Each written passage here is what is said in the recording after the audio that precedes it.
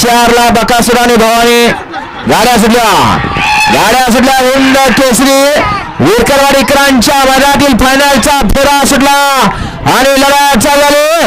कोण होणार 1 नंबरचा मानकरी. सुंदर अशा गाड्या पडत आड्याल सोन्या लकी पड्याल शिखरा हरल्या. तिकडे कॅप्टन तिकडे बकिया अतिशय सुंदर